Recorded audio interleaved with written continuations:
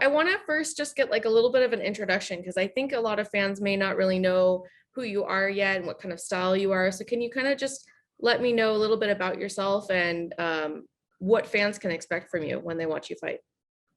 Okay. So yeah, my name's Sullivan Cauley. Everybody calls me Sully. Um, I wrestled at ASU, so I have a strong base as a wrestler. But my amateur career, I had a bunch of boxing and Muay Thai fights, so I've become very comfortable as a striker as well. So kind of a unique package of Division I college wrestler who had a real amateur striking fighting career. In my 4 pro fights, 4-0, 4 knockouts in the first round. In my fights, you've mainly seen striking so far. But I finished one fight via TKO from ground and pound. So you can expect to see, violence coming from all angles with me. I love that. This might sound like a weird question. I think, every fighter obviously wants that first round highlight reel finish. But is there any part of you that kind of wants to prove I can go 3 rounds, I can have a 3-round war, I can do a whole fight and still win? Or are you just like, I gotta get in and out, I don't care about that? I mean, I'll take first round knockouts as long as I can get them. That's the goal, is to finish fights in violent fashion. But yeah, I mean, people haven't really seen it yet, but I had like I said, I had a lot of amateur fights. I've been in 5-round fights. I've been in tough fights, close fights. And I would say probably my strongest attribute is my conditioning. Some people haven't really gotten to get a good look at that yet. So when the time comes, they'll find out. Is there any pressure kind of going into this next fight? You've got, like you said, undefeated, you're a ranked opponent. Is there any pressure now? Like, is it starting to build up, or does it feel like just another fight to you? There's always pressure. Every one of these, there's pressure, So, it doesn't feel any different than any of my other fights. Losing is not something you want to do, period. So, yeah, being ranked or, getting a little more notoriety doesn't really add anything to the picture for me. What about your opponent? What can you tell me about him, and what have you noticed? I'm assuming you're watching tape, or your coaches are watching tape. What are you kind of expecting from him?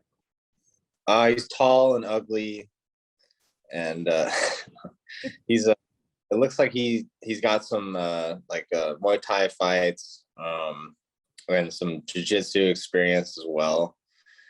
From what I've seen, I don't really think the quality of his opponents has been very good. I think he's been just kind of an overmatch physically for the guys he's been fighting. I think he's definitely got some skills and he's got some size on him, but I just don't think that he can really match my skill set in grappling or in striking. So I see myself taking it to him. You see it kind of another one of those first round fights, or do you think you might be able to take him? I mean, who knows? You never know how it's going to go when you get in there. Maybe it'll be a decision. Who knows? But I mean, I wouldn't be shocked if I can get him out of there. And I noticed on your Instagram that you have a fundraiser for veteran suicide. Is that correct? Yeah. Can you tell me? Oh, is that what that shirt is? Yeah, this is called Guardian Revival. It's a nonprofit, and they run programs aimed at first responder and veteran mental health. And if you follow the link in my bio to my donor box, the program that I'm kind of really focusing right now on is the Boots and Paws program, where they award service dogs and just companion dogs to veterans in need, whether it's a fully trained service dog for a veteran with a physical disability, or just a companion dog to a veteran going through mental distress. I'm a big dog lover, and I think this program has proved successful a lot in the past, and that's kind of the one I'm trying to direct people towards right now. Is there a reason why that particular, besides liking dogs, but like with veterans, were you a veteran, or do you have family, or why that program especially? My grandpa was in the 82nd Airborne, was a World War II vet, beyond that, I don't have any family in the military, but I have a lot of friends who are veterans, and I think we all sort of owe a debt to veterans and first responders who, allow us to live these cushy lives we have. Yeah. And Bellator has donated a lot to veterans. Is that part of the reason why you enjoy fighting for Bellator? Is there a chance that maybe you guys could pair up and do something a little bit bigger, or has that not come about yet? It hasn't come about yet. I'd love to talk to the Bellator higher ups about that further. There's a lot I like about Bellator as a company, as a promotion, that they've mainly they just they believed in me early on, and my first professional fight was in Bellator because they thought they saw talent that was gonna go far, and they sort of believed in me before any of these other major promotions would. So Awesome. I feel the same way about Bellator, to be honest. It kind of gave me my first shot too. What's next for you after this fight? Assuming you win, what's the game plan there? Do you have an opponent in mind? Do you have a time you want to come back and fight again, or is it too soon to talk about what's next?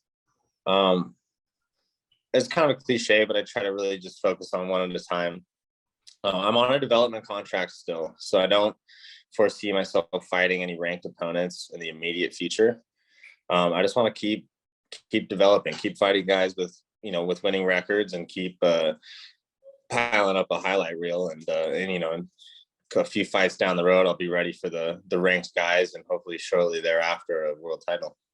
Well, that's crazy because you are a ranked guy. Is that weird to say that? You're like, I might, I'll be ready in a little bit, but you are a ranked guy. So yeah, the skills are there. I'm ready for these guys now, to be honest with you. But in MMA, there's a culture, there's kind of it's common that guys are rushed along their careers. You know what I mean? In boxing, they really take their time, develop guys the right way, build a record, and then by the time you get to a world fight, definitely ready for it. My coaches, my head coach Danny Brandt is kind of overseeing my career.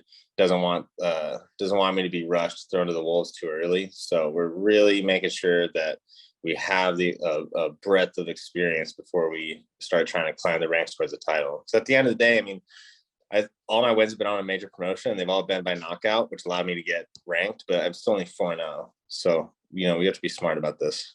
Great. Awesome. Well, thank you so much for your time. I really appreciate it. And I'm hoping, fingers crossed, I will be there at the fight. So hopefully I'll interview you backstage. Awesome. Yeah. Thank you. Have a great day.